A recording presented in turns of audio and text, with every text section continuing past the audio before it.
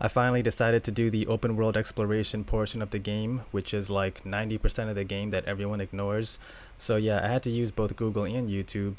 Turns out there's a set of glyphs here that I would have never known about. So I'm gonna take a picture of this with my phone so I can remember the glyph set. Here comes the last glyph. You've got to activate them in the correct order as shown in that portrait. Every chest in this game unlocks random items and cosmetics for your characters, and this game has lots of colors and palette swaps for random costumes. Like Mortal Kombat Deception's campaign mode, this game has lots of blocked areas you can't access until you unlock other mechanics in the game. So in my case here, it seems I'm going to need another moon seal. It looks like I can unlock this area here.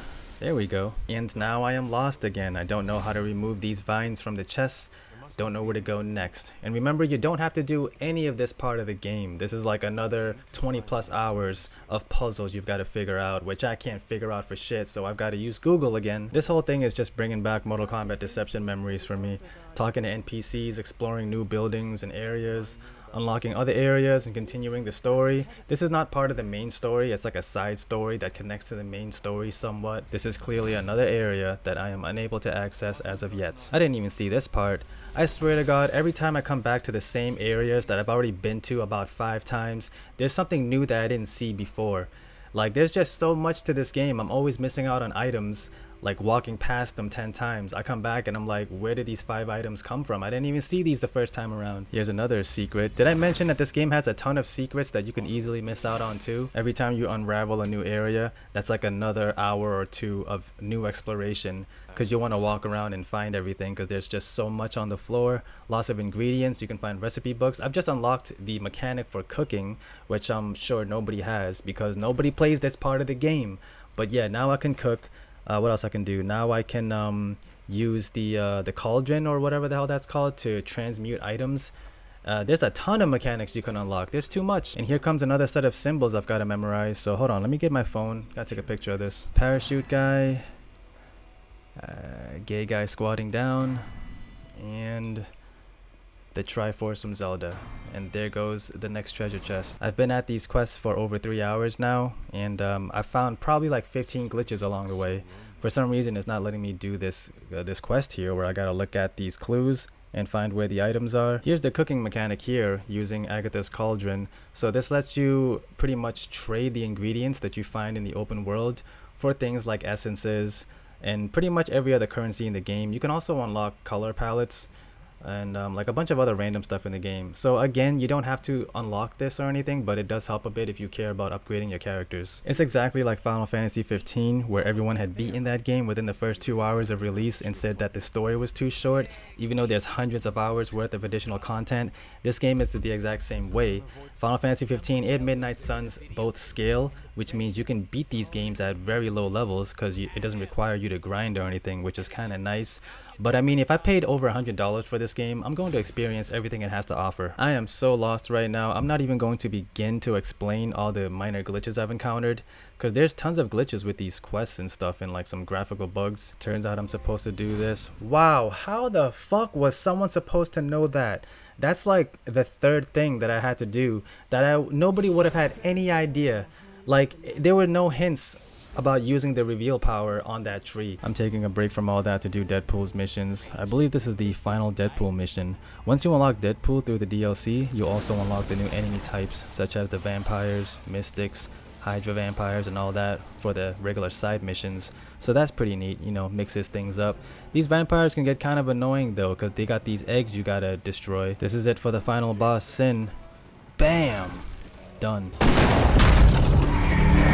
Is it cool if I crash with you for a while? Here's the other mechanic I unlocked, the offering bowl, which requires a whole nother long detailed guide on how to use, because this is where you can pretty much transfer your gifts to transmute them into other items, but the game doesn't tell you what you get, so like, you know what I'm saying, what the fuck? What the heck, he just split into 2. Every single time they introduce a new enemy in this game, they always have their own unique mechanic that you've got to learn to deal with. It's crazy, man. There's just so much. My dog Charlie is a beast though, literally. I like these trials because it's the only time you can actually play with Charlie. I've got to come back here. I actually got to go back to all the previous areas to remove all the vines and unlock other areas. Like this here, I've just unlocked a brand new area, which is another gigantic portion of the map I haven't been to yet. So that's going to be another few hours of me exploring. I can repair this bridge here. So what's over there? Ooh, a tarot card. Oh, a Silver Surfer. Did I mention that this game has a ton of different collectibles? I probably got like 10 out of 50 tarot cards now, but yeah, there's a lot of different things you can collect that are spread throughout the entire map, just hidden away in corners and stuff. Look at that, another big ass cave to explore. Found the next seal fragment. I've been doing this just by exploring. Damn, there's another seal fragment? I feel like I've already checked the entire map already. Damn, if the last seal fragment is in a previous area of the map, then I wouldn't even know. Back to Google I go. 2 hours later, I finally got the damn quest done, thanks to YouTube and Google. So, okay, I've got the break power. Now I can finally break down those walls that I've seen in the beginning of the game and stuff. So this should allow me to unlock every single thing in the entire map. The craziest thing is knowing the fact that nobody really did this portion of the game, and it's basically an entirely different game on its own. What's funny is that this is the actual gameplay of Marvel's Midnight Suns. You can do all of this right in the beginning of the game, you could do it at the end, or you could not even do it at all, and still be able to complete the main story. Gotta Chris Jericho these walls. Break the walls down! There goes another set of these symbols here. Here's another hidden area. What the hell is that? That is something. That is something. Now I gotta Google this because I don't know what this is. Finally got the third and final chest revealed for the stone pillars. This one mini quest by itself is about 5 hours long and it's optional. Okay, I'm back. I was Googling something. It turns out I have to go to these set of bones here in the secret area.